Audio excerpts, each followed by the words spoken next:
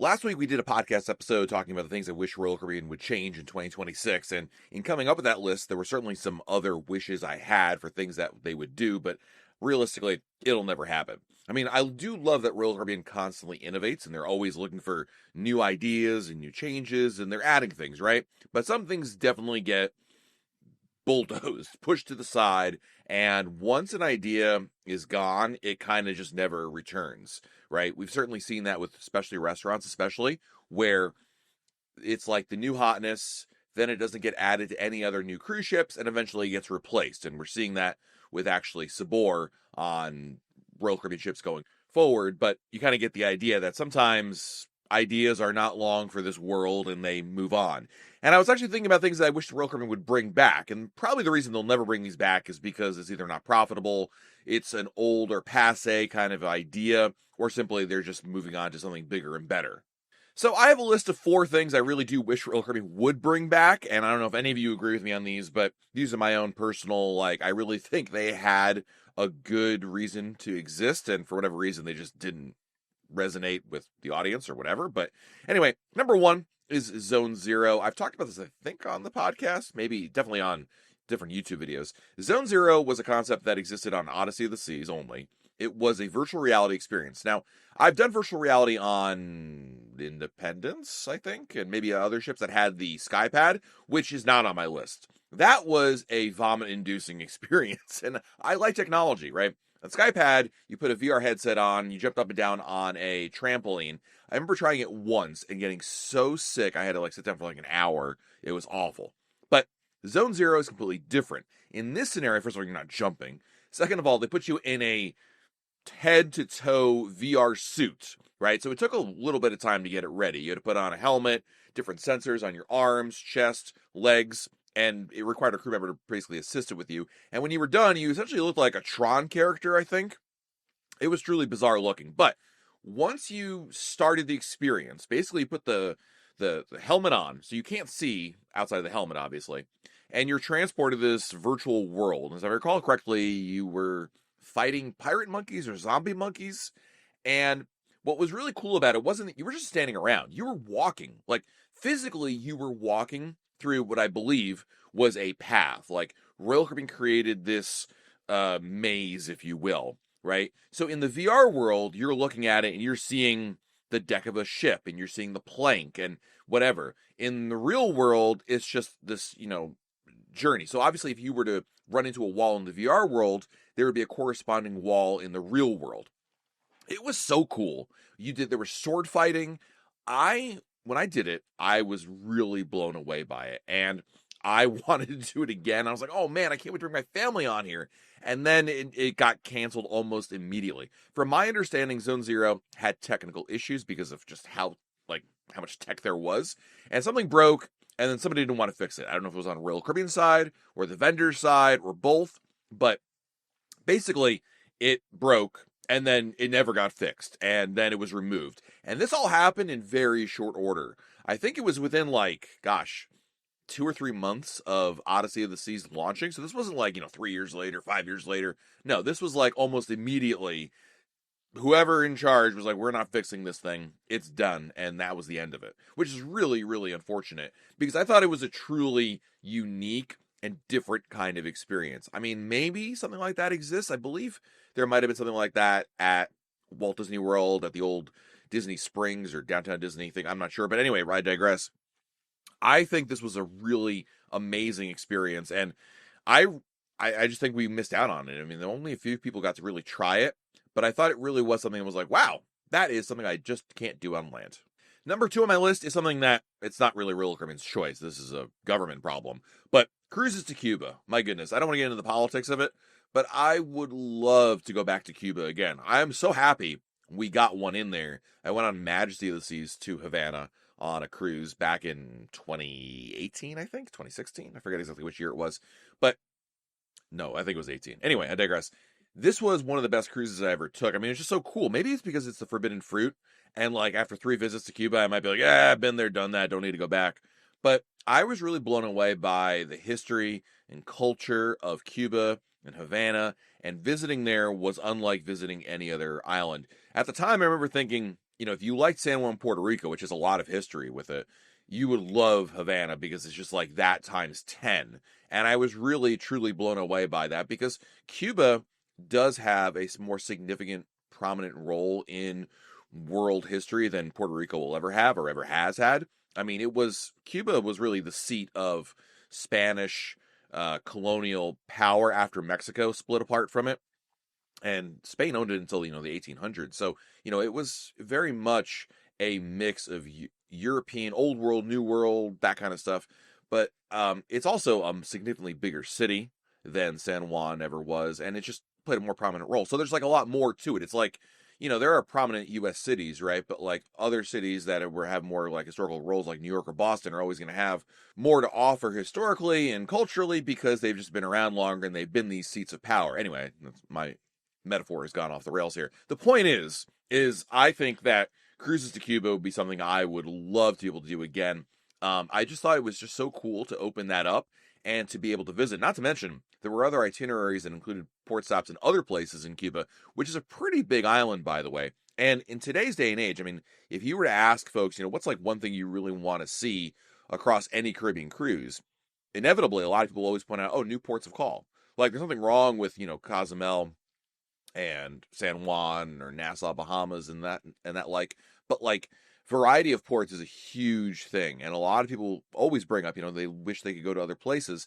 And geography aside, one of the biggest is definitely Cuba because they already have these ports. It's right in the smack dab middle of the Caribbean. I mean, it is perfectly situated to be able to handle it. It's just obviously there's some bigger issues here that we don't need to get into in this podcast, but I would be remiss if I didn't talk about things I wish Royal Caribbean would bring back would be cruises to Cuba because it was just an incredible, incredible experience.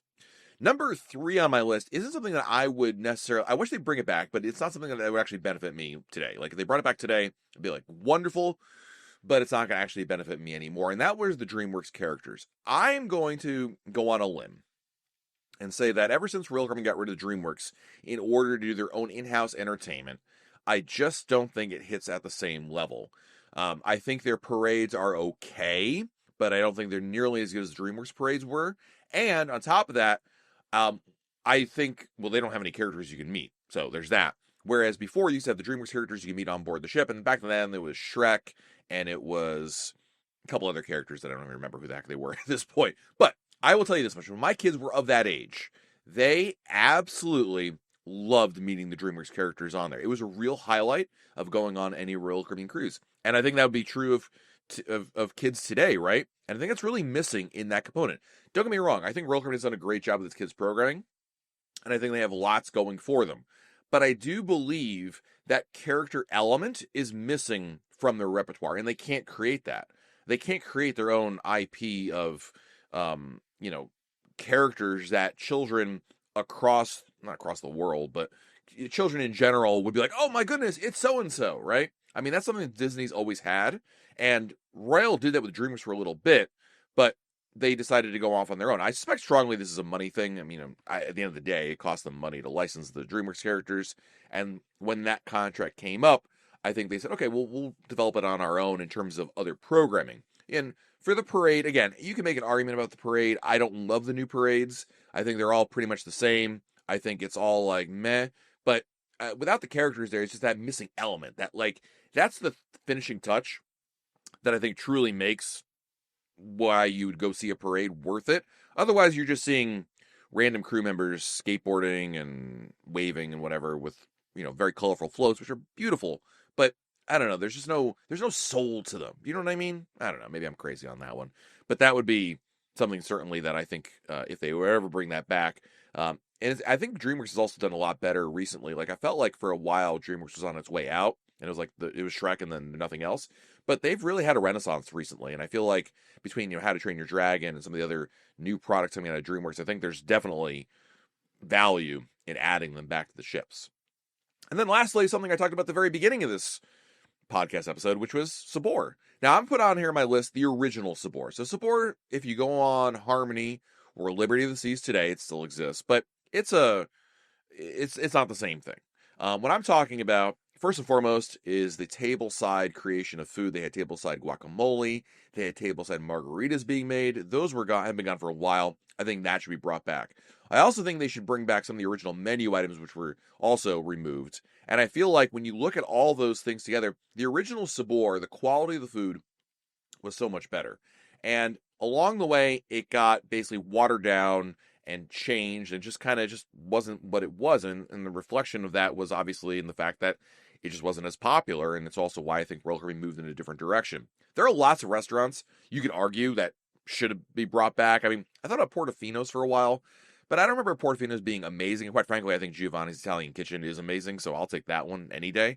But, you can make arguments about other specialty restaurants that have gone different ways or just simply never got on other ships. Like Portside Barbecue has been done dirty. I mean, it's only on Oasis. It should be on more ships. Granted, it does have a cousin, I guess, on Star of the Seas now over at Aquadome Market, and that's close enough, I suppose. But I do believe there should be more portside barbecues on other ships. That being said, I think Mexican is a hard cuisine to miss, to not offer on your cruise ships. I mean, they offer Mexican in the Windjammer and in the main dining room, but I mean, I think we can all agree that's far from authentic, and it's certainly not top quality. I mean, it's just, here's some nachos, some beans, and El Loco Fresh is good. I mean, I do love El Loco Fresh, but there's a difference between El Loco Fresh, a buffet, grab-and-go, complimentary buffet, versus a sit-down restaurant. And I thought Sabor really hit home with that, not to mention the margaritas, not to mention the amazing appetizers. If you ate at Sabor pre-2020, I think you'd probably agree with me on this, but if you didn't, then it's okay. You just missed out on, I think, the better version of it. But it's something I certainly wish that Royal Caribbean would bring back. Alas, none of these will ever happen. These are just, whimsical wishing, and again, kind of a follow-up to last week's episode in which I thought, you know what? This would be a good opportunity to talk about the things that, deep down, I really wish Royal Caribbean would bring back.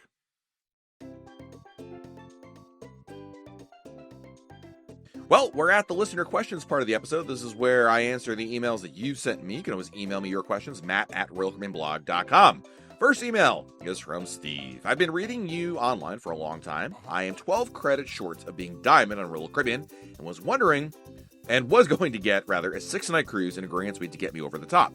What I found out is that they charge way more for one person in a room than they would for two. Why is that? And how do I get around it? What happens if I have a room for two and only I show up?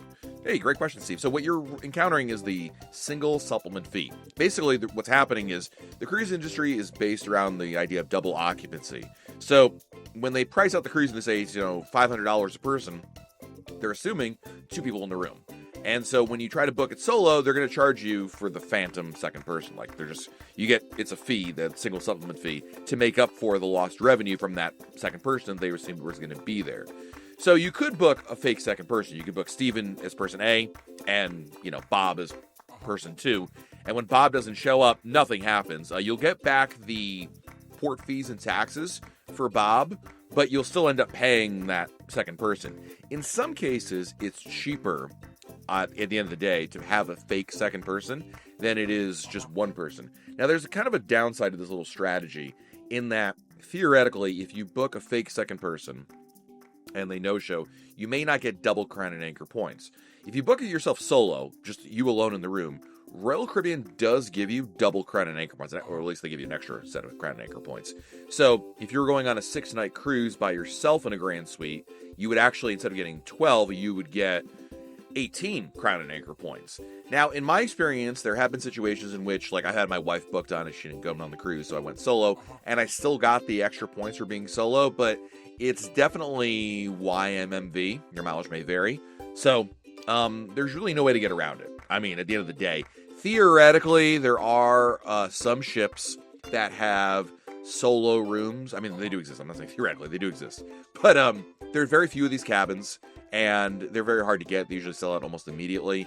And in my experience, they're not much cheaper than just getting a regular room and paying the single supplement fee. So, yeah, unfortunately, Steve, it's one of those, it is what it is kind of situations.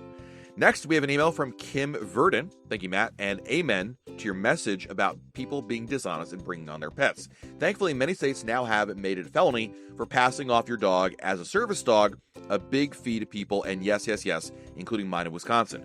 As an owner of a real service dog from a very expensive and wonderful organization that trains them, I totally hate seeing people using these fake service dogs on cruise ships. They're almost always tiny little pets that people sneak on as a need. This really annoys me more than you know. My 62-pound black lab is so well-trained and mannered, you can instantly tell she is real, and she constantly watches me so people can tell. But, just like you said, people buy a fake vest on Amazon and deceive the cruise lines because they don't ask enough questions or show enough proof that this is trained and real. So glad they now kicked off emotional support animals. What a farce years ago. I hope all cruise lines can get stricter laws to stop old people from passing off their little pets as a medical need service dog. Again, thanks for talking about this. P.S. I've done 19 cruises on Royal Caribbean and Celebrity, and all of them with my service dog. Well, Kim, thanks for the email.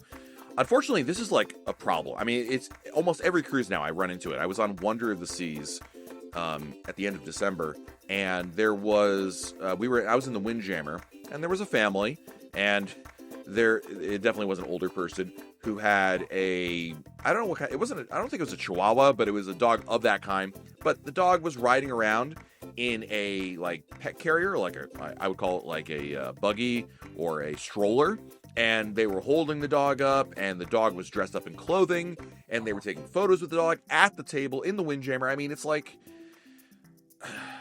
the part of the problem is, from what I understand, is the U.S. laws prohibit you can't basically Royal Caribbean cannot ask you at the cruise terminal to provide proof that you have a disability. It's part of the ADA rules, I believe, and privacy rules and all that. I don't want to get into it, but this is part of it is on Royal Caribbean's hands are tied. You can't basically show up to the port and be like, I demand to see, proof that this is a real service dog and you have a real handicap and blah, blah, blah. What they can ask, I believe, is something along the lines of like, what the dog performed or something to that effect. But at the end of the day, there's unfortunately the privacy laws work well to protect the people that's intended to protect, but it also allows a loophole with this. And I just, it really frustrates me because one of my pet peeves is just people who flagrantly break the rules. They know they're breaking the rules, and they think the rules don't apply to them. And in this case, Kim, I'm with you 100%, and it just bothers me every single time. It's not my place I'm not the rule arbiter. I'm not here to tell people what the rules are, but man, it's one of those situations where I have to count to 10, but that's just me. Next email is from Jason and Lindsay from Columbus. Hi, Matt. My family and I have booked our first cruise on Symphony of the Seas at the end of June of 2026. We have 2 rooms booked, one for the wife and I, and one for our 24-year-old and 10-year-old sons. Our 24-year-old will be getting a job overseas and will not be making the sailing. This was always a chance of happening, and we made the trip refundable. Will Royal Caribbean have a problem with us on paper having the 10-year-old booked in the room alone with being a minor? If that is a problem, will we be able to switch my wife and I into one of the rooms, keep him in the same room? Thanks for all your time. So the answer is, if the room is, did you say where? If you can actually have minors in a room by themselves if they are either adjacent, connecting, or across the hall from you. I actually just did this on Star of the Seas, where they allow this to occur. Again, if the room is it's got to be like one room off from where the parents are. So if you booked 2 rooms next to each other, or they don't have to be connecting, or it's across the hall from you, that is okay, and that won't be a problem.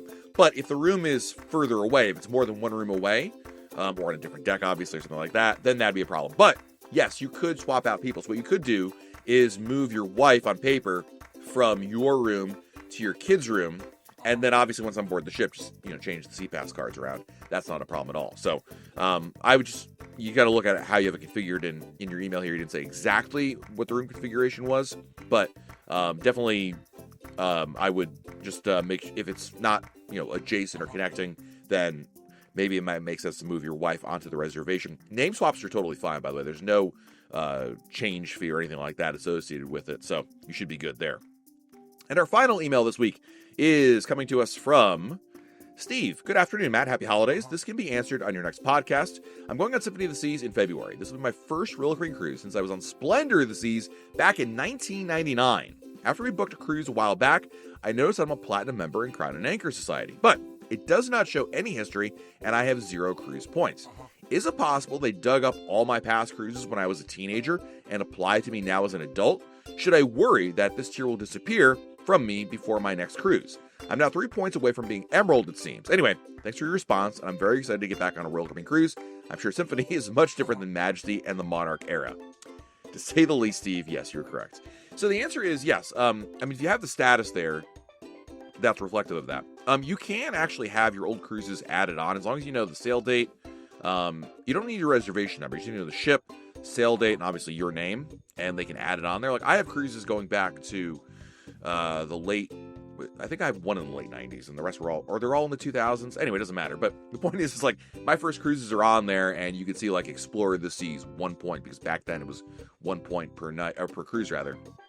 And they should be able to add that, but it seems like you already have that in there. Here's what I would do, Steve. When you get on board the ship, Symphony, you don't have to do it on day one, but at some point in the cruise, go down to the Loyalty Ambassador. On Symphony, I forget if they're down like on deck 3, wherever they are, you'll find them. It's pretty easy. Guest services can help you out if you don't know where it is.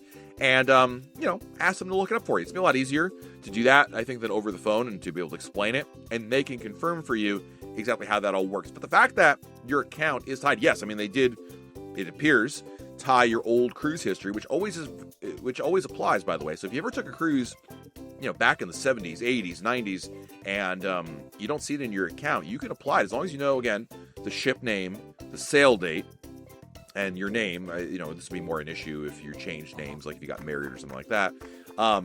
They can apply that for you. You can call the Crown and Anchor number up, but I just find, like, unless you're like, oh man, if I had that one extra cruise, I'd be Diamond. Okay, then you call them for it. But otherwise, when you get on board the ship, go to the Loyalty Ambassador, and they can sort everything out for you. But yeah, it's really cool that they do that for you. Those points never expire, so it's pretty sweet they do that. And I'm so glad you're getting it back on board a ship again after 27 years or so. You're due for it, Steve. Thanks for the email. Thanks to everybody for checking out this episode of the Royal Caribbean Blog podcast. Of course, you can always email me your questions, Matt@RoyalCaribbeanBlog.com. Until then, have a great year, and we'll talk again real soon.